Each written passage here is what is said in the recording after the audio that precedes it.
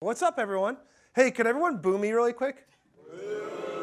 Good. I have to win you guys over. That means it's perfect. That's how I like it. So let's jump right in. My goal here is I want you to get some takeaways that you can bring back to your team to go do this stuff and make it really easy for you to understand. Because we have so little time, we're going to fly through these things. So if you get overwhelmed, you can hit me up on LinkedIn after, and I'll tell you these things again or share slides with you or something. So just a little intro on me. Don't judge me, but these are some prospecting numbers I pulled from 4 months of prospecting. I don't have call data because at the time I was not using a dialer, but it's pretty good. I had a 48% response rate over the course of 4 months, and I just put an open rate there because my first 2 tips involve subject lines, but I'm just showing that. Open rates are stupid, don't look at them. Let's jump in, all right? First thing, tactic number 1. When you prospect, ask you on a phone call to send you more info. Ask them what kind of info you think would be valuable for them. Really obvious tip. Everyone here is probably like, oh yeah, I know that stuff. But I'm going to evolve that even more. Tactic number 2, and a good way to get a higher increase on your response rates, is you need to hype your touches. So many sales reps that are out there today will be on the phone with someone, and they'll be like, oh, can you send me more info? And they're like, what kind of info? And then they give something, and they're like, all right, I'll send it to you, and they get off the phone. Our whole job is to be excited, and we want to make our touches excited, so you got to hype your stuff. That means you should be saying something like, I'm going to send you the greatest email you've ever seen. Now, remember earlier Dale Dupree talked about not doing gimmicks and stuff? That brings me to point number 3. You need to live up to the hype afterward. Actually send a damn good email. That's a picture of my mom. She apparently thinks I'm a huge disappointment in this. I don't know why I didn't put this picture in now. It just makes it look bad. But the idea is that you should follow the litmus test of if any cold email or cold call you had ever got posted online, you should be proud of it. That's a really easy litmus test that you should get your whole team to think about. If I make shitty macaroni art and my mom puts it on the fridge, I should be proud of that macaroni art. And that's how you want this to be, so make sure you do that stuff. Next tactic, number 4, is keep it real, don't do gimmicks. This is a picture of me in a Zoom meeting, and I removed the background and made it look like I was DJing an EDM festival, because that was kind of funny. But I see so many sales reps that are out there that go and read some blog posts to try and do something, and they do a sales gimmick. Here's an example. This really pissed me off. Last year, it was right before Christmas. Someone wrote an email to me. I blocked out their info because I'm a respectful person, a true professional. They wrote an email to me. This was their first email, and they wrote re-contract in the subject line. Now, I opened this, and instantly I was pissed off because I was like, oh, crap, are they sending us a contract? Are we about to close a deal? I got all excited about this, and they were just doing it to get me to open this and look at it. I won't out the company, though I should. This is an example, though. So you don't want to do sales gimmicks. If you read something that you read in a blog post or something, make sure that it's you that you're doing this stuff, not something you just find something online to do. Now, tactic number 5 is make your subject relate to what you talk about in the body of your cold email. I see all these people that give advice on subject lines, and they're like, oh, look at these trends and do these things. But this is kind of a really easy principle. I've been prospecting since 2008. And this is the one thing that's kind of always held true for me. You want to always make sure that you follow these guidelines for a good subject line. So the first one is the subject line should be personalized and vague. That means that you don't want to be like, solution for buying your stuff. It's kind of where you give a little tip. Think of it almost like it's link bait, but it relates to the body of the email. Your second is it should set expectations about what your email body is going to be about. If I write a cold email to someone and say, your kid's sick in the nurse's office, please reply, and then you hit the body of the email and it's a pitch, you're going to be pissed off at me. So you want to make sure that you follow through with whatever you say. It's a really easy thing to do. Number 3 is subject lines should be more about your prospect than you. So I see a lot of people that just write blah, blah, blah company, like dynamic field company and stuff like that. What you can do is just make sure that you make it about whatever you talk about. If I research a prospect and read that Maz over here went to the Caribbean this weekend, and I mentioned the Caribbean in my subject line, just make sure you follow through with that stuff in the body of the email so they don't get upset. Another thing is, how many people here use subject lines at marketing sources? Anyone? Luckily, you guys don't do it. You know why? Because marketers suck at talking about and selling their product. And I know this because I'm in marketing. Let's give a boo. Boo me. Right? You don't want to do that stuff. So make sure you kind of avoid that by focusing on doing stuff that's one-to-one. When I'm a marketer and I write a value prop up, yeah, Scott's right, I can get it down to 1 sentence. You do want to make it down to 1 sentence. We'll tackle that later on. But you also want to remember that you're going after a specific ideal customer that you're going after. It's a specific target. So you can match that stuff up. It's a huge advantage you have. Lastly, a good subject line should be something that you'd want to receive in your inbox. It's a really easy litmus test to think about. So tactic number 6 of me behind a bush, by the way, is don't be a creep and line up your value prop based on your research. So if you ever write an email, this is me, by the way, behind a bush. I'm terrified of myself. Ugh. If you're ever reading about what technology a prospect uses, we used to do this all the time at LeadIQ when we'd write cold emails and stuff. I'd write an email and be like, I see that you use X competitor.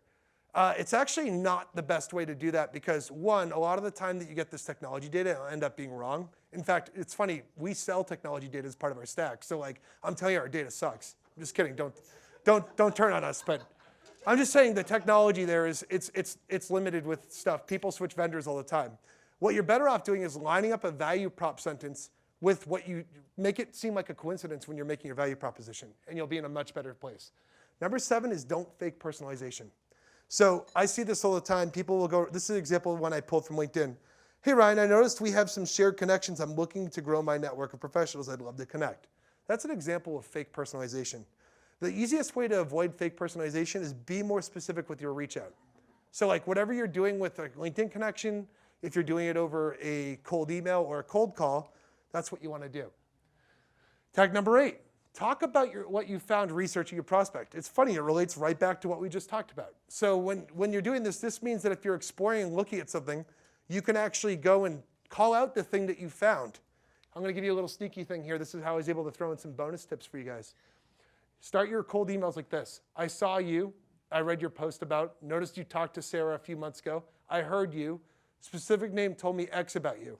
These are really easy ways. And by the way, this isn't just cold email. This is how you should start your cold calls too. What's a more effective email? If I call Patrick over here and say, hey, Patrick, I wanted to see if you're trying to find a way to get your leads into your CRM when you're browsing the web. That's how someone would start a cold call when they're calling me. But if I said, hey, Patrick, I saw you're connected with David Corona. I worked with David back when he worked at X company. That's a much better conversation to start a cold call. That's tactic number 9, by the way. Snuck up on you. See, I'm sticking these in. I'm making great time. People don't want to admit it, but I am. So, yeah, thank you. But thank you for the boo. It helps. So I see a lot of people also do like weird, shitty business speak when they add someone on LinkedIn. So this is an example of like my old English version of shall thee accept thy LinkedIn connection. When you actually look at LinkedIn connections, what you want to do is you don't want to pitch when you're sending your LinkedIn connection request ever. In fact, I actually would argue that anytime that something triggers and happens on LinkedIn, I wouldn't pitch right away. I think it's a much better thing to, I might be spoiling a tactic later, so I don't want to go into that. But tactic number 11, instead, what you want to do is you want to reference something that's personal about the person or how you found them. That's a really easy thing. I'm going to show you a really good example. This is James, who is hopefully not in here. I did not get permission to post this. So you guys don't tell anyone live stream. You tell him I'm going to be mad.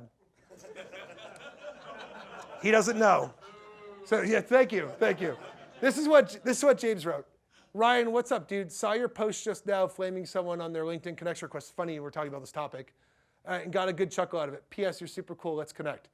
Real personalization, really about me. He editorialized it. By the way, I wasn't flaming the person. I was giving feedback on how to make it better. I was doing the same thing I'm telling you right now. I don't know why I made it sound like flaming. I mean, I'm not a jerk. Well, maybe I am, a little bit, but this is an example, though, of what you can do and kind of think about when you're making LinkedIn connections. So let's say that I send that amazing LinkedIn connection, which I accepted James and messaged him right away. I did not ask him for permission, which I should have.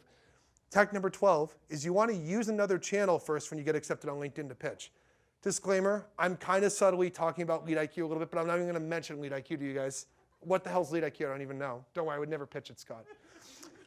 But the idea here is, if someone does something on LinkedIn that you see, rather than try and pitch them with a direct message afterward, use LinkedIn to build the relationship up and build rapport.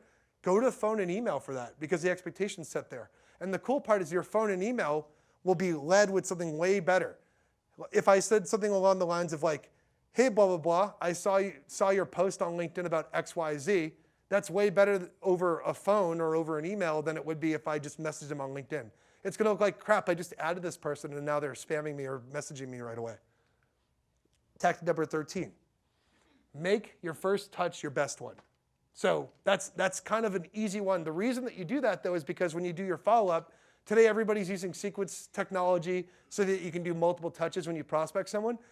If you do that, you can make your follow-up about the cool thing that you did with your first touch. If I send someone a video of a guy fighting a bear for a first email, and I call him and say, did you see the video I sent you of the guy fighting a bear? I'm going to stand out way more than if I message him and just talk about how we could help him. I'm not saying don't give value. You still have to do that. That's the art of this. But you can figure that out. And remember we talked about hyping your stuff? That's where it comes back. You hype the thing that you did with your first touch whenever you're doing your outreach. Tactic number 14.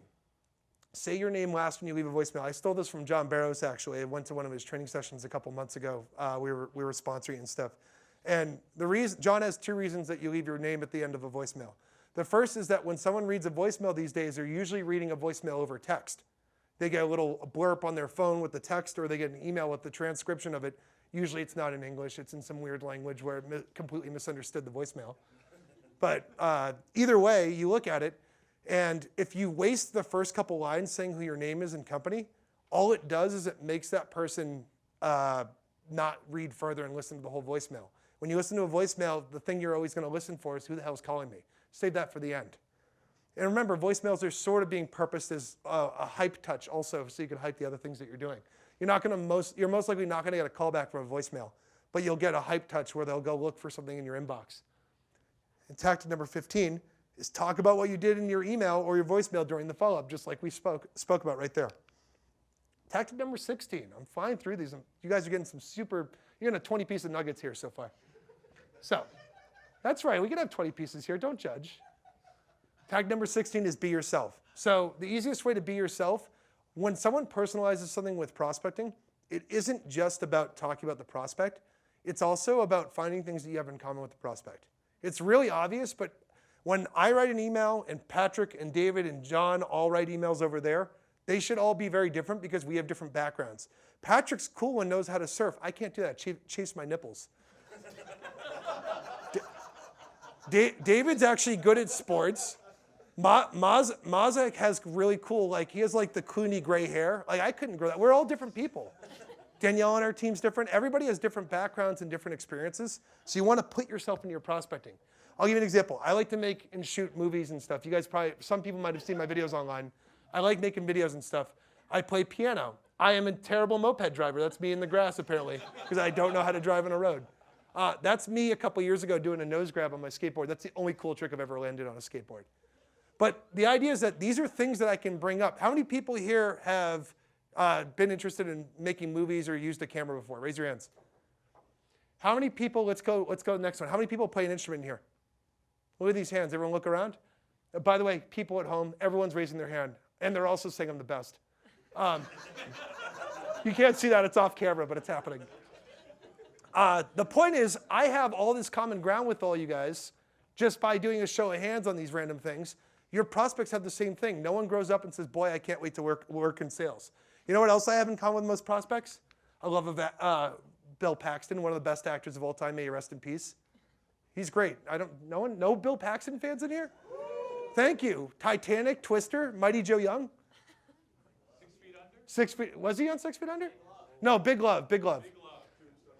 Yeah, he's in Tombstone. He's awesome. He's great. Underrated actor. So tactic number 17 is you want to put yourself into your prospecting and find common ground. It doesn't mean being creepy and be like, I saw you like the Big Lebowski and freak people out. It just means make a reference. I'll give you a perfect example. One of the guys, he doesn't work for us anymore, but this guy, Drew on our team, saw that a guy liked the MMA fighter, Lyoto Machida. He loves Lyoto Machida also. So when he wrote an email to someone, second or third touch, he actually took a Lyoto Machida GIF and put it in the email. He didn't say, I see you like Lyoto Machida. He just coincidentally used the Lyoto Machida GIF. Guy called Drew right away out of his signature. So that's some of the ways that you can match this stuff up. Tactic number 18. Director level or below, focus on your prospect's own interest versus the company's. Who knows why? I'm not asking. It's not interactive. Don't answer. How dare you? Here's why. Raise your hand here if you've switched jobs the past year. Raise your hand if you've switched the past 2 years, 3 years, 4 years. Everyone keep their hands up that had them before. Come on, you're ruining the whole room. You need to make that clear. Listen, I can't give everyone every instruction, okay? Where's the booze? Boo me. Where's the booze? Yeah, I want. So, let's get back to this for a sec. The average person changes jobs once every 18 months in the United States, and that's including executives. When I was at Dine, I was the first BDR there. We went through 4 CFOs in 1 quarter. I'm not even kidding. It was a complete mess. No one got paid. It was awful. No, I'm just kidding. But like C-suite even too. But like the whole point I'm getting at is that means 18 months, the first 6 months that you reach out to a prospect, they're shy, they're new, they're figuring stuff out. They're probably going to be bad at responding and being a change agent because they're just earning their clout. The next 6 months, they're probably in a good spot where they can actually do some real change and they understand the buying process and the selling process like we learned about earlier. And the last 6 months, they're staring down at their screen waiting for 5 p.m. every day. They can't wait to get home and change their fantasy lineup and stuff. So that's the idea here. If you go right to someone and say, boy, I love your company's amazing X, Y, Z, and they hate their job, you're completely missing the point of doing the personalization. You're better off trying to line up a value prop that lines up with that individual's interest if it's director level or below. If you're dealing with C-suite, I think that's when it's okay usually. Same with VP level. That's what I'd recommend on that end. Tactic number 19. When asking for a referral, ask for a specific person. Let's do an exercise real quick. Since you're interviewing me in a sec. Are you mic'd? Yes. Oh. I don't know if it's on. All right, so I'm asking someone in the crowd. Can you think of someone that could use Lead IQ right now? You Probably. Say, but notice she didn't have a name right away. There have been studies done. There's a guy named Mike Simmons who did a study on referrals in sales and found that if you actually ask for a specific person, you have a way higher chance of getting a referral from someone. So don't just say, hey, do you know anyone that could use Lead IQ after you close a red hot deal as an AE? Instead, say, go on their LinkedIn and go look at who their connections are and say, hey, I saw you're connected to XYZ person. Since you got a lot of value, could you intro me to this person? The thing is, if that person just bought business from you, they're more likely to actually want to stick with you and do this stuff. Let me put in perspective for everyone here. How many people here own pickup trucks? Raise your hand. So for the people at home, there's probably 10 people, 15 people. How many people have asked a friend to move something for them with the pickup truck? Yeah, look at that room fill up. That's what I thought. People like helping people that they like, right? That's what it comes down to. So you want to take advantage of that by asking people. You're not taking advantage of them, but you give them value. But ask for a specific person and a specific introduction. Okay, we're almost there, guys. We're getting near the end here. Tactic number 20, prospect your LinkedIn engagements. I have a beautiful meadow here because I thought it'd bring peace to this talk for a second. Well, we can all calm down. So a lot of people will go and put stuff out online. We're going to tackle this in a minute. But you know what no one does? They don't go and sell people after they've engaged on a LinkedIn thing. So I did a post last year with my dog Finnegan. I put a video up I basically said I send videos to prospects that have dogs. I send them videos of my dog Finnegan being cute running across the dog park to the song Chariots of Fire in slow motion. And I put that on LinkedIn, 84 likes, 29 comments. And what I did instead, I didn't go pitch these people on LinkedIn. I connected with them. In fact, some people from Outreach actually like this too. These are all people that I can go prospect now. I can go see that Morgan McCarthy, I don't know why I picked the one person that's cut off on the screen, but Morgan McCarthy liked my post. I better prospect Morgan. And then this is the email I write. Saw you liked my video on LinkedIn. Hey, Morgan, I saw you liked my video on LinkedIn about sharing interesting content you make during your off hours. I really liked the post you had about listening to podcasts every morning on shows. Oh, sorry, in the showers. I couldn't read it. Anyways, we're actually been trying to break into company name for a little while now. We usually can help sales teams cut down nearly 6 hours a week of busy work by making it easy to send prospects into your different sales tools. Want to swap some witty banter about prospecting and check out what we're doing? What are your thoughts? I just related back to the post and gave it a shout out, and I asked for a meeting still. I got all the things I wanted to accomplish there, and my trigger for reaching out was social activity. So you can kind of do this stuff. We're going to tackle this on the panel a little bit more. Tactic number 21 is ask open-ended questions. This is for phone calls. This is for emails. I know a lot of people will get sales coached, and like I learned spin when I was BDR first coming up. One of the things they teach you is like ask direct questions when you want to get some action done. I actually think from doing it myself, I like asking open-ended questions. We did a study where we wrote a bunch of cold emails to people, and we asked for 15 minutes to chat. And then we did another study where we sent cold emails to people, and at the end of the email, I asked, what are your thoughts? The one with the open-ended question had a 5% higher reply rate. when we're actually writing these emails. And the biggest reason that open-ended questions worked for us is because I might not get a good response, but if I ask you a yes or no question, the yes is going to be meeting, the no is going to be no reply. If I ask an open-ended question and the person comes back to me, they're either going to be yes, they still might not reply, or they're going to give me an excuse and an objection. And I can then call them and act off of that objection. And I now have a trigger to phone call them and actually try and overturn the objection when I'm prospecting. This is why you got to think of prospecting this way. Think of it as like little micro steps on a whole story that you're trying to tell over multiple touches. Tactic number 22. Prospect off your customers' LinkedIn connections. This is one of the easiest ones you can do if you're an AE and you just close some business. I heard some people here talking about closing, those talks about closing mega deals and whale hunting and stuff. If you have LinkedIn Sales Navigator, most people don't make their connections private, which means that I can go to any person that I'm connected with on LinkedIn. Let's say I just closed Bob from the AISP. I can click on his connections, pop on a couple of filters, and I just got 119 prospects that I can go after that I can mention Bob on. Hey, I just was working with Bob Perkins, saw you're connected with him on LinkedIn, thought it might be a cool idea to reach out. Now I'm ready to go and actually scale this and build a really nice multi-touch sequence to actually reach out to this person based on these things. And you can do this with a lot of people. Now here's the other tricky part too. You can actually do this for your competitors as well. I hope I'm not spoiling a tactic that I have later on. I don't think I am. If you go connect with a competitor, I won't name one here because I don't want to give them free press. Sorry, live stream. I see you there. But one of the things that you can do is you can actually go connect with a competitor, look at their connections, and if they're a customer success person or an account executive or an account manager, there's actually a pretty good chance that they're already using that technology, and you have a trigger that you can reach out to when you're prospecting someone on that end. And by the way, competitors add us all the time. Like, I think the big reason is because what if I want to recruit them someday? Or maybe they just want to see what their competitors are doing. I add competitors on LinkedIn all the time. You guys should do the same thing. It's a good way to keep tabs. And honestly, you should be friendly with everybody in your space. They might own you someday. So it's kind of a good way to look at it, right? Tactic number 23. Make yourself a media personality. I think one of my favorite people, Scott, get up here. Step up.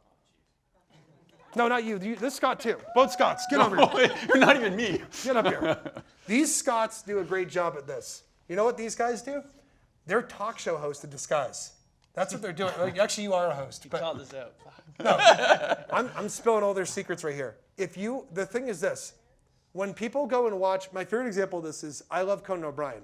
Like I don't really give a shit about TBS, but Conan's on TBS. People don't like brands, they like people. So what you should do as a sales rep is you should focus on being a personality in the media. You guys can go sit down. Okay, good. Just wanted proof here.